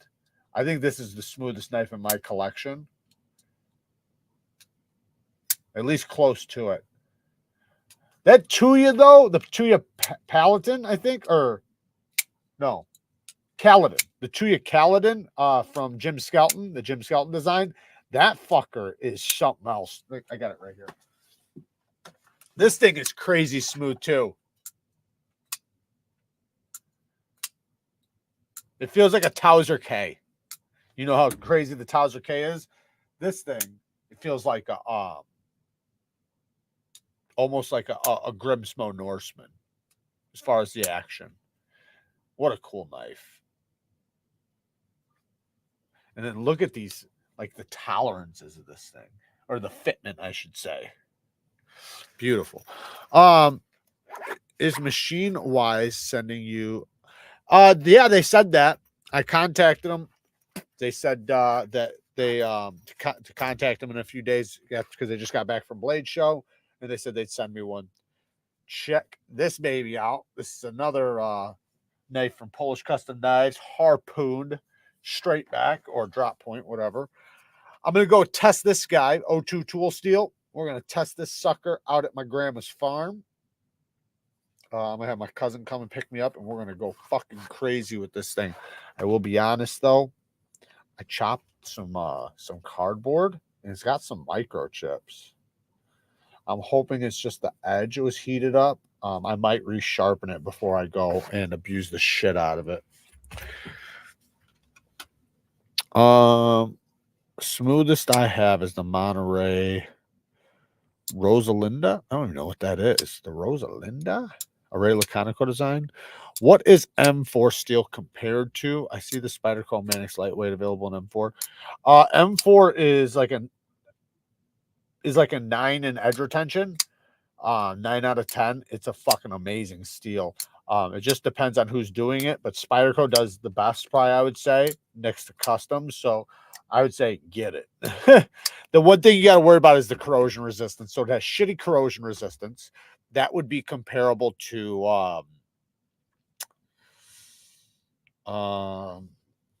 what is as shitty as that? It's really low. It's like one of the lowest. It's like a 2 out of 10 for corrosion resistance. Edge retention's off the charts, and then toughness. Toughness, I think, is pretty good too, but with that application, you don't really care about toughness, so it doesn't really matter. But the edge retention is what you're going to worry about with that, and the type of edges it takes. Medium grit edges is what I like on M4. 4V, I think, takes a really good mirror polished edge, but yeah, I'd say it's a badass steel. M4 is an amazing steel. I only have a couple examples of M4 in my collection right now. I want to get more. One of them is a Spyderco too. Porsche dealer. So you want to trade an 18-wheeler full of knives for a blue Carrera? I definitely would. I definitely would do that. Yes, I would. Sold my Iridium M390 for $350 on Blade Binge, but having second thoughts, thinking of keeping. Damn, I didn't realize how much. Damn, those things are going for that much. It's DLC coded. I live in Florida, and M4 is just fine for me with some care. If it's DLC coded, you don't have to worry about it. Not unless if you scratch the coating, but it should be good. Yeah, hell yeah. If it's DLC coded, man, that's money. I fucking love DLC. Like, I'm starting to get more and more in love with DLC. So I love the color of it. Like, I like the look of it. Like, it's almost not black. It's almost like an oily look. How do I like the light plays with it? Like, you can. I love the look of it, and obviously it holds up really well, but for some reason, just something about DLC I like a lot. I actually thought the Chavez knives were DLC because they kind of have that look, but they're PVD. It's just the satin finish that that's on the handle that gives off a DLC look. These things are badass too. These things are dope. Dope, dope, dope. I love these things. The Chavez, 400 and like something dollars though. They're definitely expensive, but fucking damn good knives.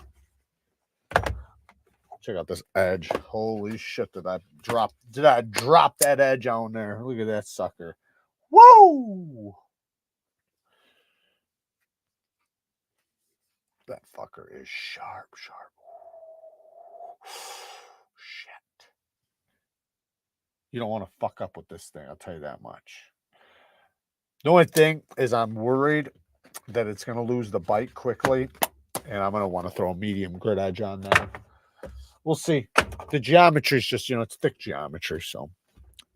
All right, guys, I'm going to take off. I'm getting fucking hungry. We do have a members live this weekend on Sunday, which we'll be doing a giveaway, and we will also hopefully be having Lacey join us. Me and her are going to do a test run here in a day or so. That edge was sweet. Thank you, Kevin. I appreciate it. Don't look at the tip. So don't forget the Neeves Knives apparel coming very soon. Can't wait for that. I really, really hope that a lot of you guys do buy it. I hope it literally just fucking flies off the shelf. This is, I get so many comments about USA made stuff and not buying Chinese and all that stuff that you would think that it would, but a lot of people are hypocrites. And I'm not talking shit about anybody in here. You guys are awesome, but I'm just saying, in the comment section, you'll get a lot of hypocrites, people that will talk a big game, but then when it comes down to it, they're not fucking gonna, support it either way. But I know that I'm going to advertise the shit out of these because I do want them to do well. I want it to be a normal thing in the knife community where people kind of get their knife art USA made shit from us. So I plan on, like I said, talking about a lot, wearing them in all the videos. I want to do a bunch of more designs. So more designs are in the works. I think it's going to be awesome. And like I said, I really hope to see. Oh yeah, I wanted to say something too. If you guys do buy one thing, tag me on Instagram so that I can repost it first of all, and possibly if you don't want me to, I won't, but possibly use your picture if you don't care. And obviously if you have a channel or anything like that, I'll shout that out and shit like that. But yeah, I want to see these fuckers go across the community. I really do. Anyways, guys, work hard, stay tough. Until next time, peace.